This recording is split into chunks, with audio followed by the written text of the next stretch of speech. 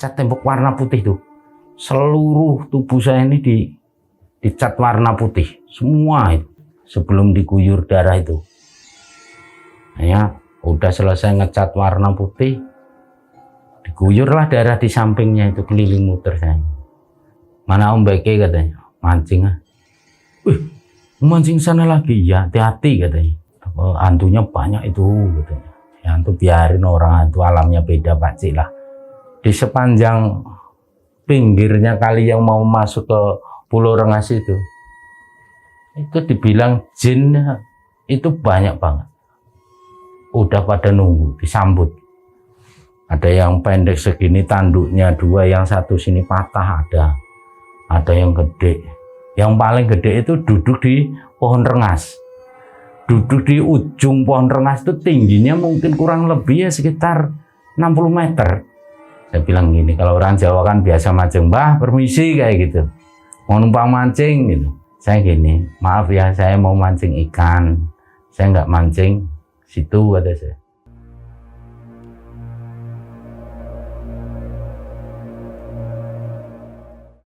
Oke, selamat malam Mas Begi. Akhirnya ketemu lagi dengan Mas Begi, narasumber yang paling fenomenal, yang sangat ditunggu-tunggu sama teman-teman dari Storymon ID. Gimana kabarnya Mas Begi? Selamat malam, kabarnya baik. Kita udah pada kangen nih mendengarkan cerita-ceritanya Mas Begi. Kira-kira malam hari ini Mas Begi ingin berbagi cerita tentang pengalamannya yang gimana nih Mas Begi? Tugas kerja. Kalau boleh tahu, katanya Mas Begi sempat tidak sadarkan diri sampai 1 bulan ya? Betul. Tanpa basi-basi lagi, langsung saja kita dengarkan ceritanya Mas Begi.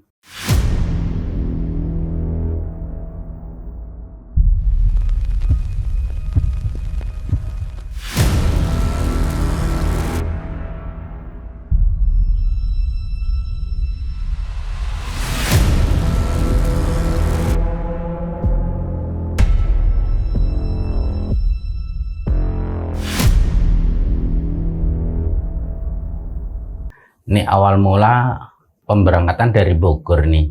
Saya sebagai welder, bekerja proyek. Nah di saat itu ada untuk tes-tesan pengelasan di perusahaan BUMN. Kalau boleh tahu waktu itu tahun berapa? Sekitar tahun 98. Saat itu ada tes-tesan di daerah Narogong. BUMN PT.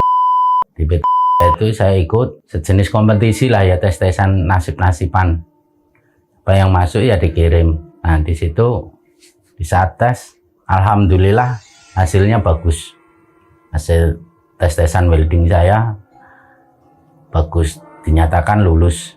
Saya tanya ke HRD-nya, Pak ini mau dikirim kemana? Akhirnya ke Kalimantan Barat. Oh iya Pak, saya siap. Dengan agreement lah ya, kita agreement, tantakan kontrak, nunggu hari Minggu. Di saat agreement itu hari Senin, jadi saya nunggu 1 minggu. Singkat cerita udah ketemu hari Minggu, datanglah saya ke perusahaan itu, ambil tiket pesawat, terbanglah saya ke Kalimantan. Sampai ke Kalimantan, sampai bandara, dijemputlah sama pihak perusahaan, dibawa. Nah di situ saya lihat perjalanan ini senang banget, ini pemandangannya bagus ya, hutan, kali, itu kesukaan saya kalau ada kali itu. Dari situ ternyata nyampe Pulau Kawat, nyampe Tayan, Pulau Tayan, saya masih nyebrang itu, sampai nyebrang ke Pulau Kawat. Nah di situ ada mas lah di Pulau Kawat, nyebrang Kali Kapuas, situ kerjalah sebagai welder. Ya seperti biasa, kita tiap pagi berangkat, nggak ada hiburan karena jauh dari kota. Singkat cerita di situ kan hobi saya mancing tuh. Nah baru nyampe setengah bulan kan belum bisa beli pancing ya, karena belum gaji ya. Jadi hanya membayangkan ikan di Kapuas ini seperti apa banyaknya kayak gitu. Ini tiap orang saya lihat orang jaring, orang asli orang sana yang jaring mancing, dapatnya itu banyak ikan baung, ikan patin, ya macam-macam lah ikannya, Kak. Kalau orang Kalimantan tuh bilang ikan tilan itu mungkin di sini ikan apa ya, sili yang ada gergajinya itu ikan sili. Kalau Kalimantan bilang tilan itu. Jadi saya lihat ini streknya pasti enak nih mancing di sini, ikannya macam-macam. Biasa mancing di kolam cuman ikan mas saja kan, nggak ada seninya lah. Tapi kalau di kali kan banyak tantangannya itu, nggak tahu dapat labi-labi apa kura-kura, apa itulah ya jenis kayak ikan itu. Singkat cerita, saya udah gajian, belilah pancing joran di sana. Setiap malam itu mancing, tapi mancingnya di depan mes, karena mesnya itu di depannya udah kali Kapuas. Apa jauh. Mancing, ngernek, kenalah seorang Dayak, anaknya Atuk itu namanya Topo. Sama Topo pertama saya kenal itu. Ngobrol sama teman kita orang asli Kalimantan. Itu ntar kalau mau mancing sama saya. Jadi setiap malam itu kalau nggak mancing, hiburannya hanya obat udang. Di sana itu jual obatnya itu mungkin kalau orang Jawa itu namanya obatnya mereknya Decis, obat kacang semprot itu, daun buat hama. Tapi di sana bisa buat obat udang. Buat obat udang kalau malam ya. Jadi obat itu ditaruh di plastik, dikasih air, kasih pasir, kocok ini. Nah, orang Kalimantan itu mau jeburin yang obat itu nggak berani, pasti nyuruh saya karena nyelam. Itu. Nah, malam-malam itu saya renang lah, ada sekitar 10 meter dari darat itu ya, ke tengah ada 10 meter, baru saya nyelam. Nyelam sampai ke dasar tanah, sekitar 15 meteran lah dalamnya itu. Saya nyelam, saya pecahin plastik itu dalam. Baru saya ke darat lagi, tungguin satu batang rokok lah habis. Itu udangnya udah pada mabuk gitu di pinggir-pinggir. Udang yang banyak, apa ya, cepitnya yang panjang itu, udang gala. Iya, udang gala itu. Itu banyak banget itu dapatnya, sampai seember. Itu hanya nggak digoreng, nggak dijual. Buat umpan mancing besok. Tuh obat udang itu hanya buat mancing. Nah, besok mancing, nah itulah aku dapat strek ikan namanya ikan tilan itu sampai hampir 2 kilo. Ketakutan saya, orang nggak pernah lihat ikan seperti itu ya, baru sekali lihat ini ikan apa kok kayak ular gini. Ada saya taruh di atas, saya mancingnya ini di jamban, nggak di perahu, nggak di jamban. Nah, di atas jamban itu ada warung namanya Pak Cik. Pak Cik itu orang Dayak. Saya minta tolong ke Pak Cik, sini Pak Cik. Coba lah saya dapat ikan apa ini katanya. Akhirnya pakai baterai Pak Cik ngangkat joran saya. Ini kan paling enak katanya. Bawalah Pak Cik, buat Pak Cik aja katanya. Diangkat bawa ke warung itu bisa segede orang situ tuh jarang dapat ikan segede itu. Itu. Nah, malam itu ramai lah saya dapat ikan itu. Nah, hari Minggu habis gajian di tanggal 30 itu libur. Siang mancing pakai sampan saya, di tengah pakai jangkar itu ya. Di situ terkenal ikan tapah. Tapi jarang orang dapat ikan tapah. Karena saya lihat di Google ya, jenis ikan tapah itu jenisnya agresif nggak gitu loh, makanya apa umpannya apa gitu. Belilah lele saya, lele sekilo itu dapat 9 ekor. Ini saya cantolin lele, saya buat umpan. Nah, otomatis mancing ikan gede kan lama itu ya, sampai perlu jam-jaman lah, sampai setengah hari itu Mas Beli itu. Setengah hari belum dimakan, tapi saya hiburannya ada pancing yang untuk mancing biasa, yang itu saya tajur. Saya biarin, saya diem. Nah, di sekitar jam setengah 12 siang. Kukirain itu nggak dimakan, tapi bunyi jorannya itu saya kasih apa ya, bunyian kelinting itu apa namanya itu, lonceng itu yang bunyi dir dir dir itu. Dir pertama sekali, kedua kali itu sampai dir dir dir nyusup kayak gini. Terus saya sentak gitu, malah mau ke bawah saya. Akhirnya gede ya, sampai dibantuin orang yang suka jaring. Udah kelihatan ikannya itu, udah jangan ditarik, ntar dibantuin, dikepung lah sama jaring supaya ikan itu terangkat, ikan tapah itu. Akhirnya dikepung sama tukang jaring itu, dapatlah, tangkap. Itu beratnya hampir 60 kilo. Masya Allah. Itu ikan itu udah kayak buaya lah itu ya. Orang itu PE-nya aja waktu itu saya ngetes. Sebelum saya buat mancing itu, penurnya itu PE itu, saya iketin ujungnya pohon kelapa itu, saya tarik. Itu sampai kayak itu nekuk ya. Udah kuat ini kalau dapat ikan gede. Nah, kata orang Dayak Pak Ji itu kalau dapetin ikan itu baguslah nasibmu di sini kata dia kan gitu. Karena ikan itu ibaratnya ikan benar-benar bawa berkah kata orang sana itu. Kata orang Pontianak itu. Nah, di situ saya dapat ikan itu dibantu sama orang jaring 2 perahu, diangkat itu sampai pakai tambang itu. Tapi anehnya saya itu ya, ikan itu nggak boleh langsung dimasak, itu nggak boleh, langsung dibawa ke rumah Pak RT. Pak RT itu namanya Pak RT Dadang, bapaknya orang Sunda, ibunya orang Dayak. Dulu bapaknya itu ya di situ wabinsannya lah dulu, tentara zaman Soeharto lah, dikirim ke sana itu zaman itulah. Jadi Sunda Dayak lah baratnya, namanya Pak Dadang. Gak boleh dipotong, harus dipanggilin ketua adat. Akhirnya di ritual sampai Sungai Hulu, sampai nyampe Sungai Hilir itu diundang semua.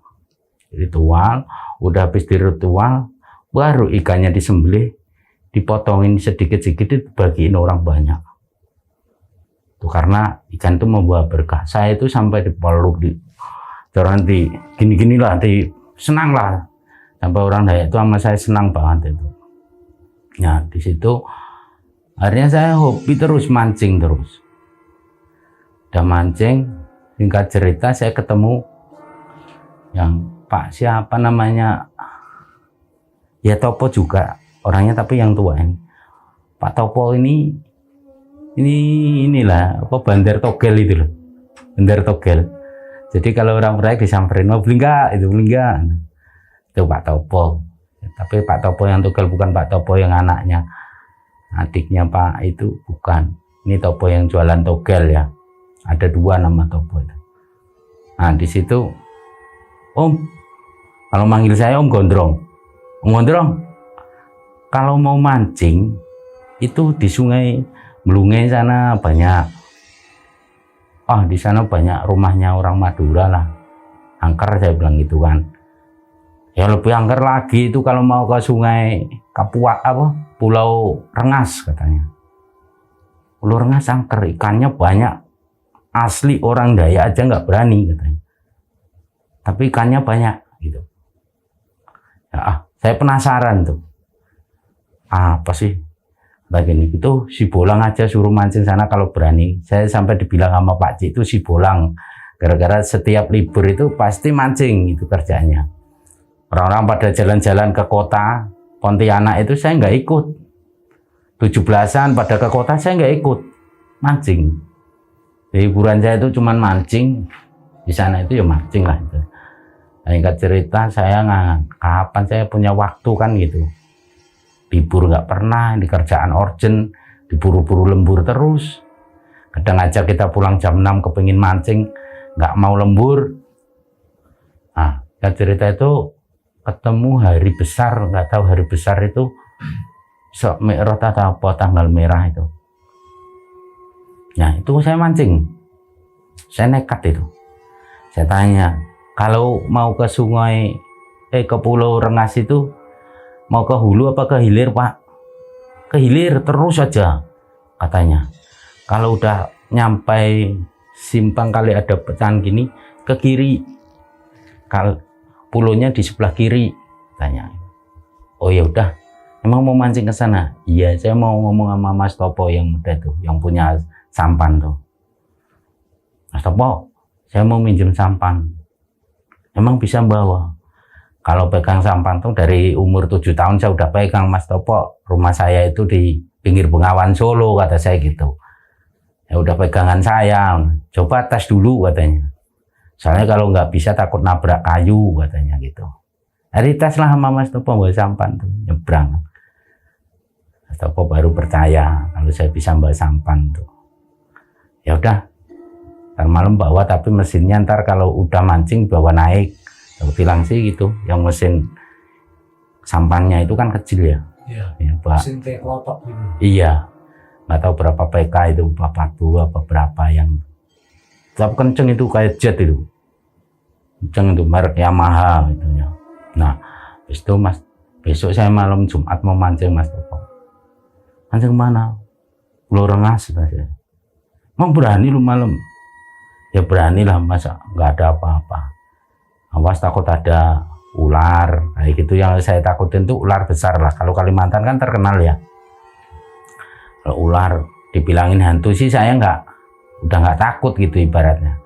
Banyak hantunya gitu itu udah nggak takut kan tuh. Yang saya takutin tuh ada ular besar itu doang. Itu atau pemancing lah hari pertama itu, hari libur pertama itu saya Jumat mancing nyampe sana itu dan spotnya itu bagus banget, tempatnya itu bagus. Jadi Sungai Kapuas yang besar itu ada kali kecil masuk ke hutan. Jadi Pulau Rengas itu diputerin kali kecil itu, makanya disebut Pulau Rengas. Di Pulau Rengas itu ada pohon yang gatel itu sangat besar itu pokoknya. Pohonnya itu kalau diginin orang tujuh kayaknya nggak muat kayaknya Mas. Pohon apa? Rengas, yang pohon rengas yang gatel itu. Oh, iya. Kalau itu yang kalau orang nyentuh itu kan gatel, ada buahnya yang bulat-bulat kayak manggis itu. Kalau pegang gatel itu.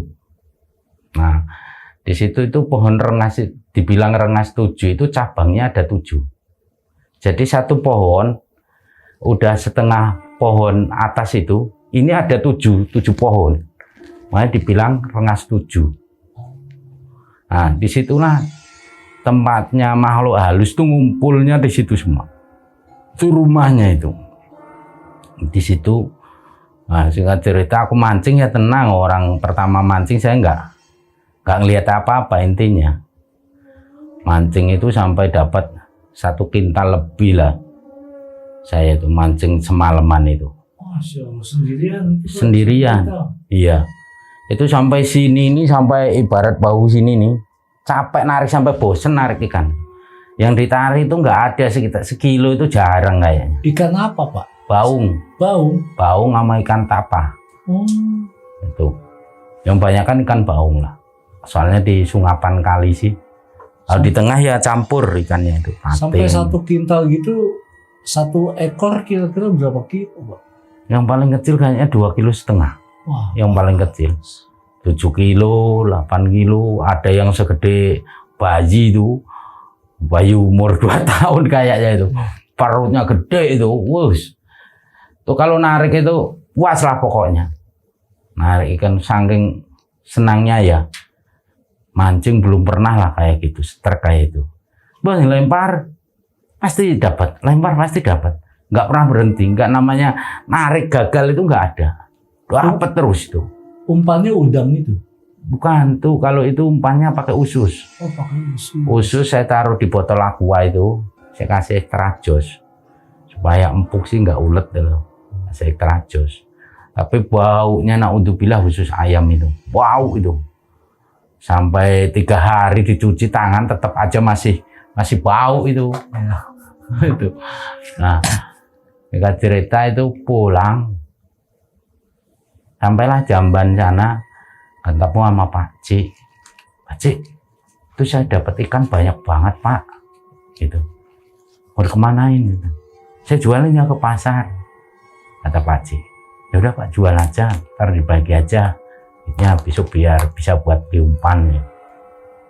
Itu dapat duit itu hampir 3 juta lah kayaknya. Masya. Karena di sana mahal ya. Waktu itu hampir 2 juta, 2 juta lebih lah itu. Nah, di situ sama Pak Cik, bagi aja Pak Cik 2, bagi 2. Enggak, saya ambil 500 aja lah kata Pak Cik. Itu Mas Begi aja katanya. Ya udah, makasih Pak. Nah, saya cerita sama teman. Ayolah, besok kalau libur yo, bareng-bareng ayo mancing di Pulau Kapus. Tuh nggak ada yang berani satupun, termasuk Topo yang asli orang situ. Si Ajak tuh nggak berani. Sampai Atuk bilang ini orang gila apa ya? Bisa malam-malam sendiri ke sana, orang siang aja, Dayak aja nggak berani. Siang-siang itu. Kalau maksudnya Dayak yang udah maksudnya udah yang akrab sama orang Jawa ya. Bukan Dayak pedalaman, bukan. Dayak yang udah itu sampai nggak berani. Katanya selama hidup di situ katanya tuh pindah dari Palangkaraya ke situ tuh tahun 75 sampai 2008 tuh belum pernah nginjek Pulau Kapuas tuh, asli orang situ. Belum pernah, cuman lewat-lewat aja. Lewat Kali Kapuas aja. Itu. Belum pernah saya tanya itu. Saya mikir emang ada apanya sih, kemarin mancing aja nggak temuin apa-apa saya. Cuman saya antisipasi apa, di daerah itu saya baterai dulu, takut ada ular apa gitu loh, atau buaya. Pemikirannya di situ, siapa tahu buaya di darat atau nerekam. Iya, betul. Gitu kan, kita nggak tahu ya, antisipasi kayak gitu dulu. Rasional ya Pak, Ya. karena berhadapan langsung dengan alam ya. Ya, apalagi Kalimantan terkenal banget ular dan buayanya. Iya, ularnya itu kan nggak ada yang kecil. Betul. Pernah di bawah Mas kan rumahnya panggung ya. Tuh ingat saya, sebelum saya mancing ke Kali Kapuas itu udah pernah kejadian dapat ular itu segede ini, likernya itu ada diameter 1 meter adalah liker di bawah Mas kita yang kita tempatin itu di bawahnya. Kan rumah panggung lah, malam itu bunyi lah kayak gitu tuh, kayak mau nyari makan. Teman saya yang orang Palembang itu bilang, ini ada ular besar ini, coba ntar jangan tidur dulu teman-teman, kita cek dulu katanya. Benar, di bawah itu baru ditangkap rame-rame, panjang 3 meter 40 itu panjangnya udahan, gede itu. Yang berani nangkep ya itu anak Palembang itu namanya Ferdian, temen sama-sama tukang las ya. Satu mes itu emang tukang las.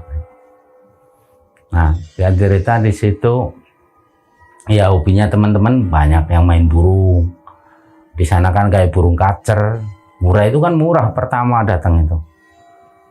Kita nyampe ke Pontianak itu kalau 3 bulan sekali kan pulang itu dapat cuti. Itu bawanya burung jual di bandara kayak gitu.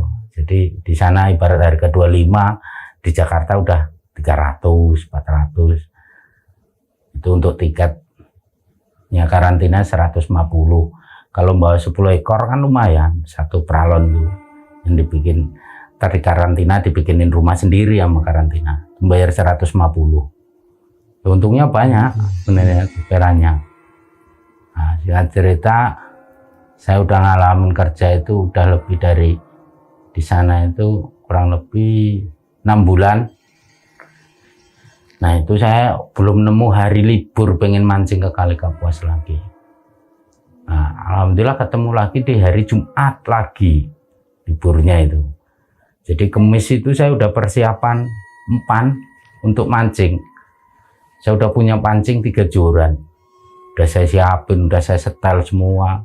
Udah saya masukin tas, itu tinggal berangkat lah pokoknya. Ntar pulang kerja mandi, sholat maghrib langsung, pikiran saya gitu. Kerja itu ya ngelas itu, fokusnya pengen mancing, buru pengen pulang. Aduh ini lama amat, kata saya, lembur segala. Saya nggak lembur lah, saya mau mancing gitu.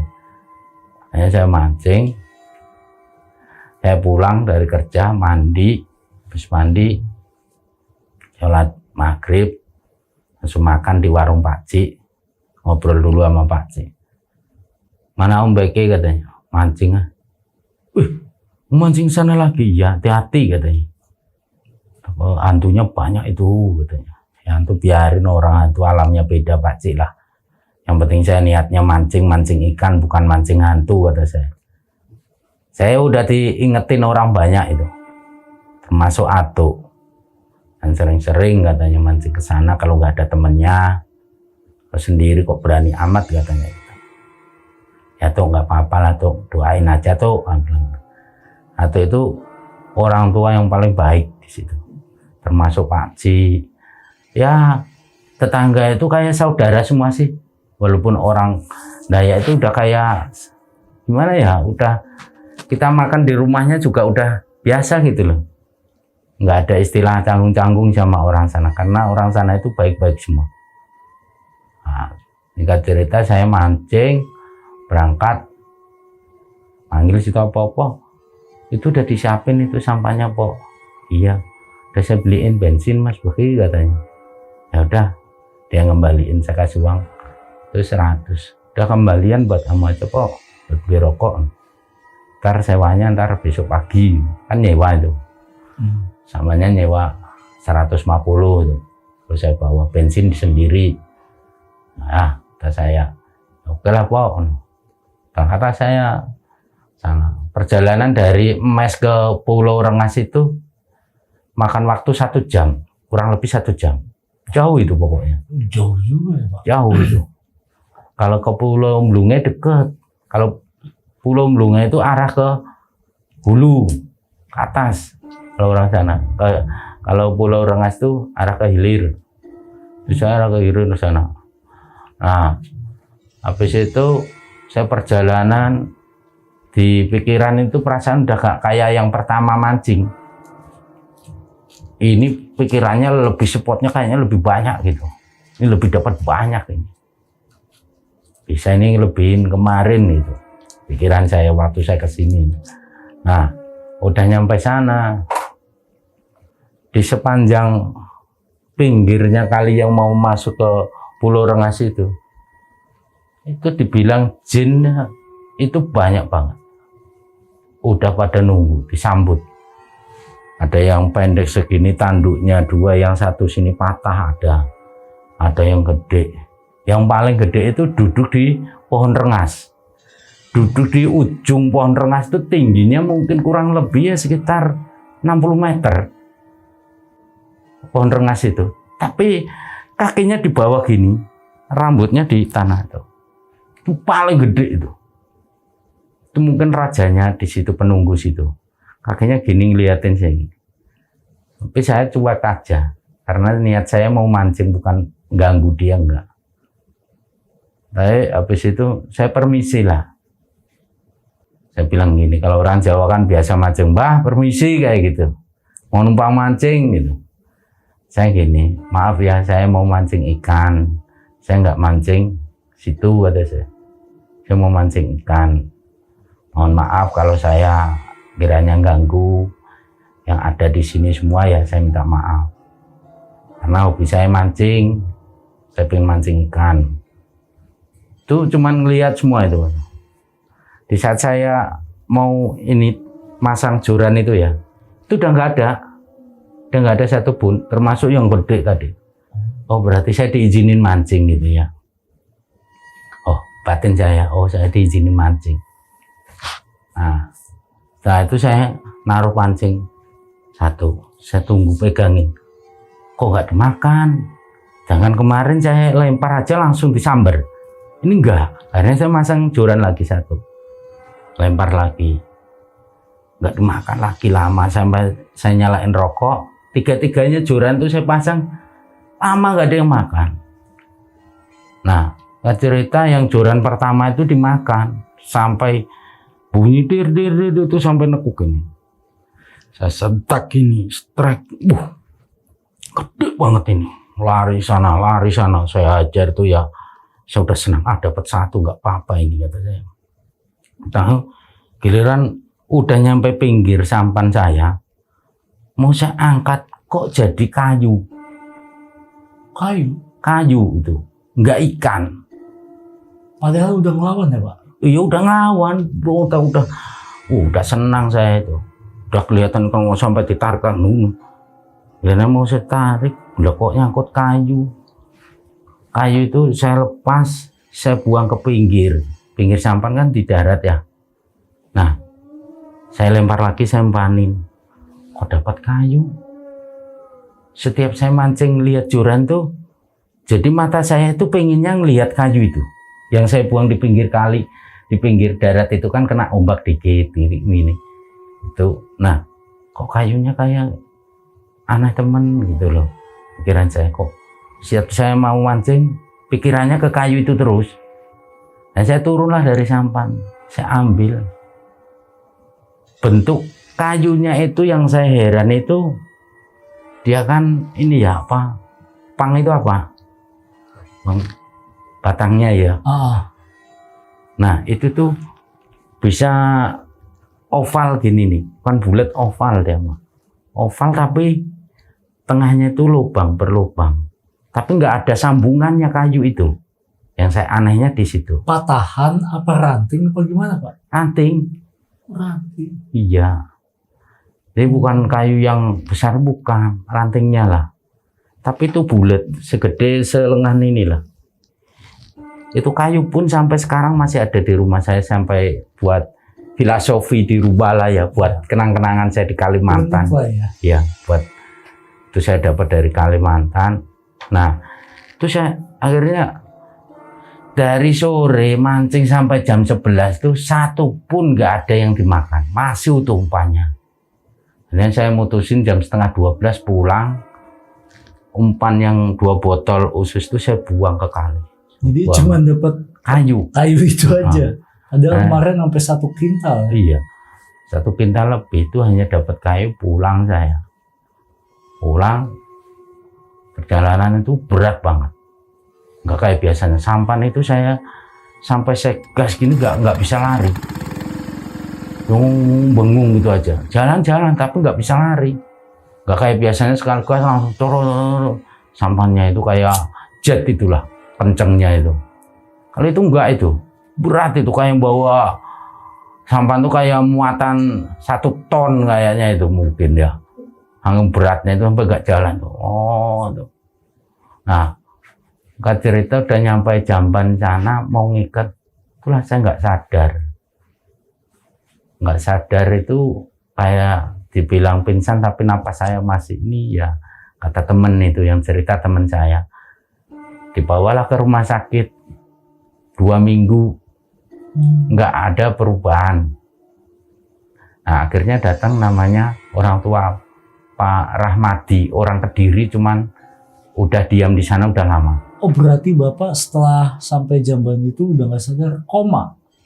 Jadi bilang koma ya koma karena nggak inget lah kitanya. Udah tahu-tahu saya udah di rumah sakit, habis di pikiran saya kayaknya muka saya habis dilap kayak pakai air kayak gitu loh. Sadarnya itu namanya Pak Karmadi. Kalau versi teman Masnya ini ceritanya seperti apa Pak? Nah temen itu cerita, saya nyampe Jamban itu pertama yang tahu itu Topo yang punya sampan tuh. Nggak ditanyain katanya temen saya, apa tidur di sampan, dapat ikan apa enggak katanya. Akhirnya nggak jawab saya itu, nggak jawab. Saya dipegang Topo, saya udah digoyang-goyang dapat itu nggak sadar. Akhirnya naik jurang kan, naik jurang, bilangin teman-teman saya yang di mes, tuh temennya nggak sadar di sampan katanya. Siapa? Sebagai habis mancing katanya. Wah, kata dia, ayo bang. Hanya teman saya namanya Kopral itu, siapa yang namanya? Ya panggilannya Kopral lah. Sugiono, panggilannya Kopral itu. Satu mas sama saya telepon bos PM, project manager ya. Telepon, Pak ini ada temen yang nggak sadar. Nggak sadar gimana? Ya nggak sadar, dia apa-apain katanya nggak sadar. Udah bawa ke klinik aja, bawa ke rumah sakit katanya. Ya dibawalah. Dibawa itu diangkat pakai kasur lantai itu. Digulung pakai kasur lantai. Ke sananya ngangkatnya itu. Naikin ke klotok. Lah, rumah sakit itu dari tempat saya Pulau Kawat kan mau ke Tayan itu. Nyebrang ke Tayan. Jadi nyebrang kali Kapuas. Sampai sana katanya udah 1 minggu di impus juga, impusnya nggak jalan. Jadi nggak masuk impus itu. Di impus itu nggak masuk. Nah, berhasil cerita saya di Raupen tuh sadar, cuman mau gerakin organ tubuh semua ini udah nggak bisa. Seluruh badan ini udah nggak bisa gerak, cuman mulutnya sama matanya ini doang. Ngomong bisa. Tanya, kamu kenapa? Ya saya bilang, diam aja ditanyain. Kenapa sih kamu? Ya diam aja. Akhirnya, duh, saya ini di mana? Tanya, kamu dibawa ke klinik udah 2 minggu katanya. 2 minggu. Nah, saya ingat, saya bawa pulang aja lah. Saya kan minta pulang ya. Akhirnya bos saya datang. Enggak. Saya nggak mau bawa pulang orang sakit. Saya mau bawa pulang orang sehat. Berangkat sehat, pulang pun harus sehat. Kata bos saya kan gitu, simbolnya itu. Nah, akhirnya dibawalah pulang ke mes, nyari solusi.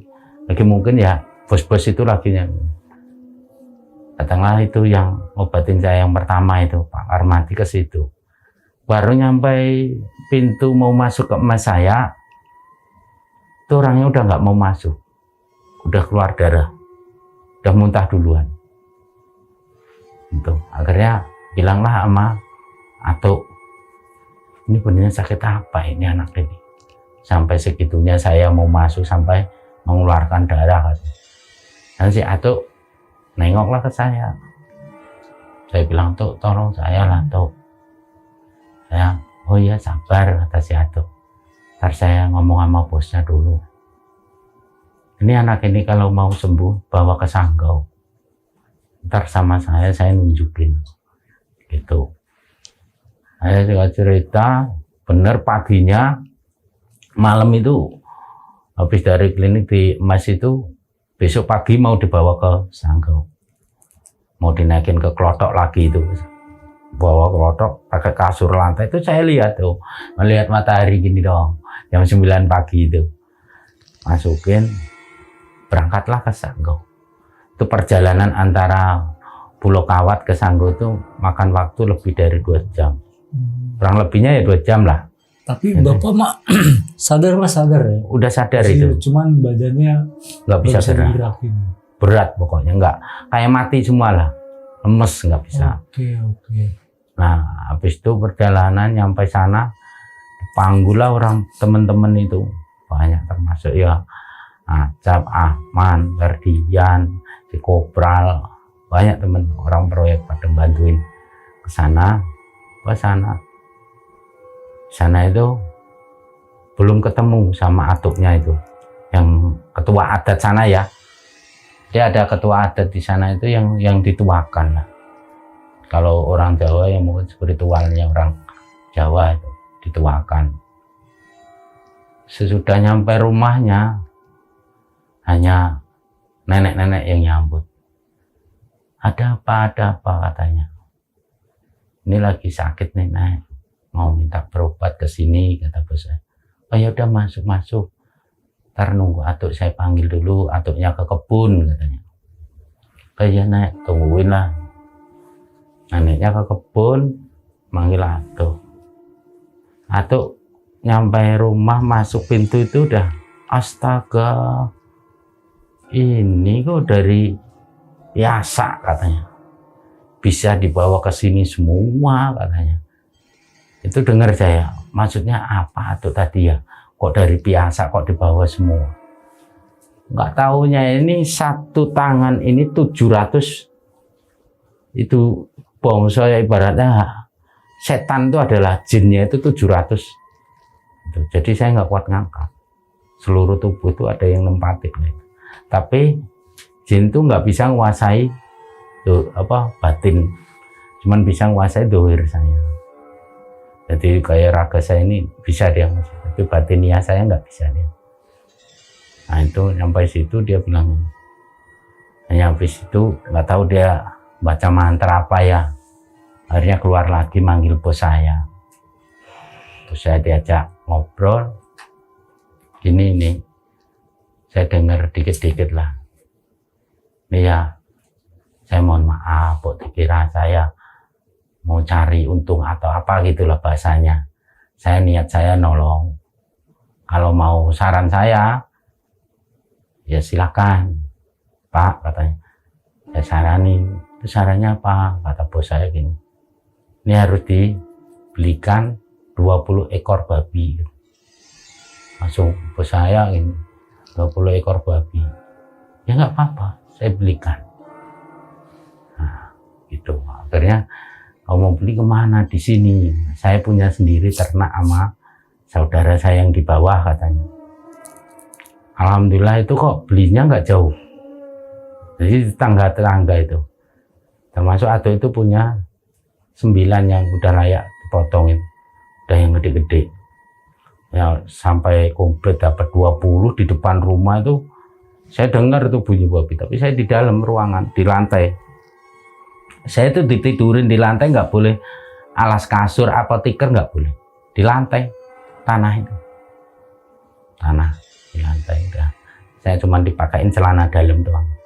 Nggak boleh pakai baju lain, nggak boleh. Nah, sudah itu babi datang, babi itu dipotong, diambil darahnya, dagingnya sih sebenarnya dikasihkan sama teman-teman. Kalau teman-teman mau, itu kan kita orang muslim nggak boleh, katanya. Hanya buat orang Dayak aja lah, katanya. Nah, potong, dapat darahnya itu 2 baskom, 2 ember yang itu tuh, 2 baskom. Nah, 2 baskom itu dibawa masuk. Saya ini dicat tembok warna putih tuh. Seluruh tubuh saya ini dicat warna putih semua itu. Sebelum diguyur darah itu. Hanya udah selesai ngecat warna putih, diguyurlah darah di sampingnya itu, keliling muter saya. Tapi nggak di tubuh saya, nggak. Karena orang tua itu ada 5 di atas samping kepala saya 2, tengah 2, di kaki saya 1. Itu yang baca mantra-mantra itu, spiritual gitulah, dibacain mantra-mantra di situ, ngeluarin lah mando itu, tapi mandonya kecil, paling ya kurang panjang dikit lah, korek ini segini. Ya. Itu keluar dari selongsongnya itu di jempol saya bisa berdiri itu mando itu, jalan itu. Mungkin kalau dulu kan HP-nya masih HP jadul ya, tahun 2008. Jadul HP pertama. Nokia saya punya 2880 itu yang ada antenanya itu dulu. 98 atau 2008? Itu SBY itu, waktu SBY. Oh, 2008. 2008. Ya zaman SBY itu. Pokoknya 2008 itu. 2008. Nah, di situ tuh mando itu bisa jalan. Saya ngeliat nih, saya ngelirik, orang saya lurus ini ya, lirik. Jalan pertama itu yang dipukul muka saya. Mando itu bisa mukul gini, dek. Turun lagi, dek, di tubuh saya, perut saya, kaki. Nah, udah terakhir sampai kaki yang paling bawah. Sekujur tubuh saya ini terasa kayak kesemutan. Kayak kesemutan gitu. Duh, saya bisa gerak. Alhamdulillah saya bisa duduk.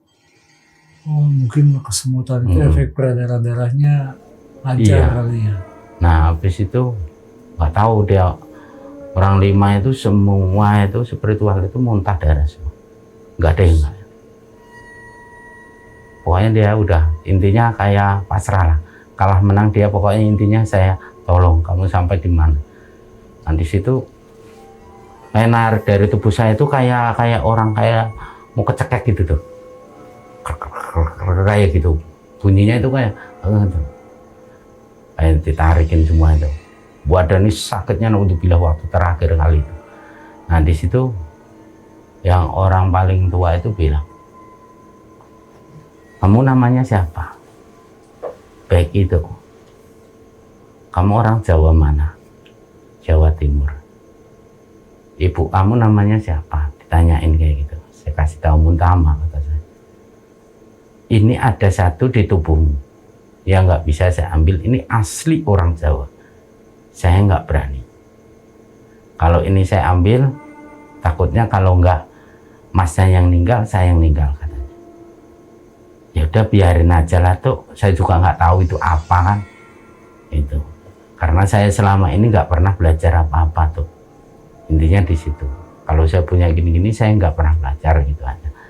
Waktu itu saya gituin, tapi itu agak ngomong itu ya agak sebenarnya saya sembunyiin. Saya pernah dikasih amalan mbah saya, kayak gitulah, mungkin dari itu ya, belajarnya dari orang tua sendiri lah. Saya belajar ini enggak itu, mungkin dari amalan-amalan yang saya amalkan setiap malam itu, bisa jadi itu ya udah. Ini saya nanya, ini ganggu saya atau enggak tuh?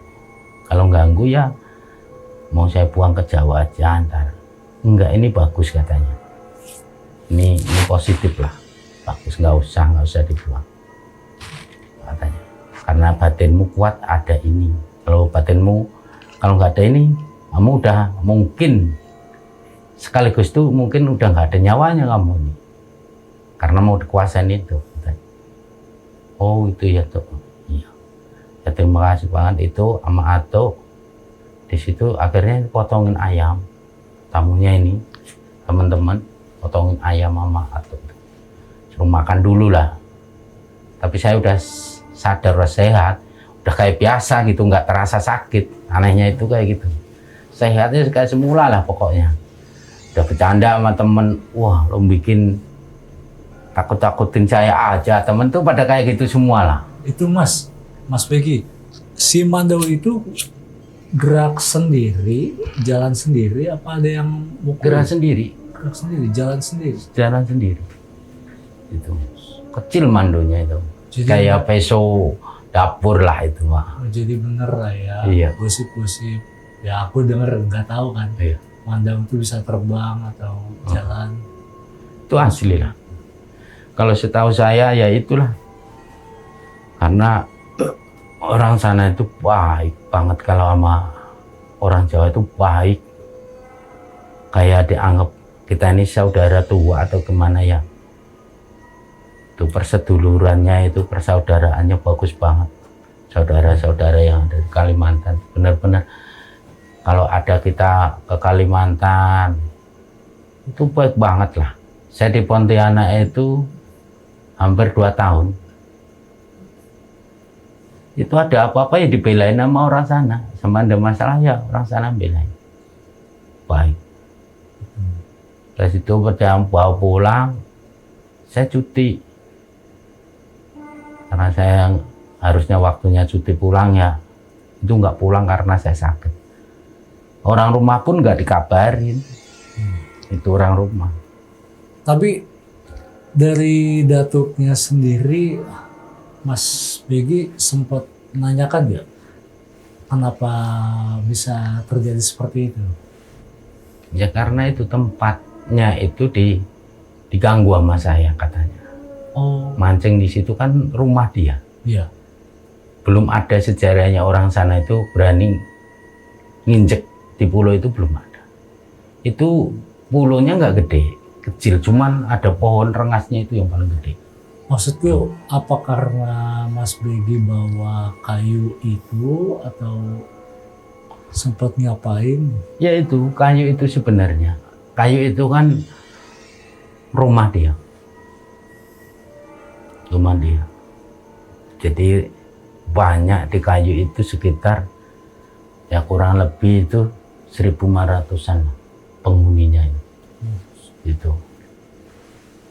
Itu saya bawa 1 bulan kemudian, atuknya datang ke Pulau Kawat situ tempat saya, mau lihat kayu itu saking penasarannya.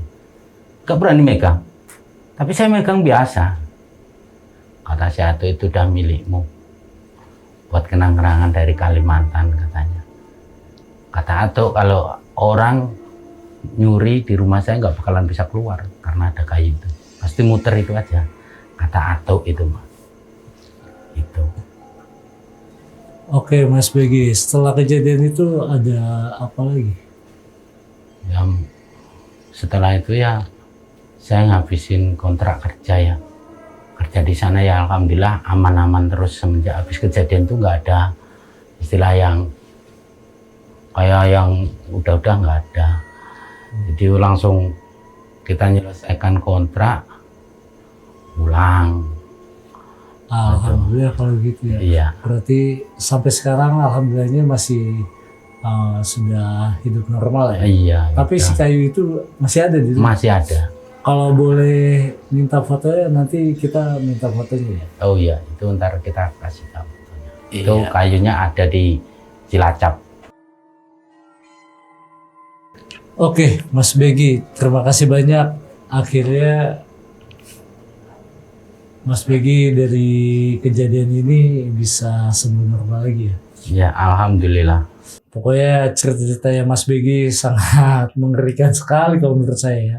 Iya.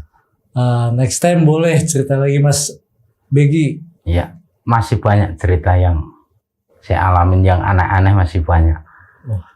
Sangat ditunggu sekali sama teman-teman.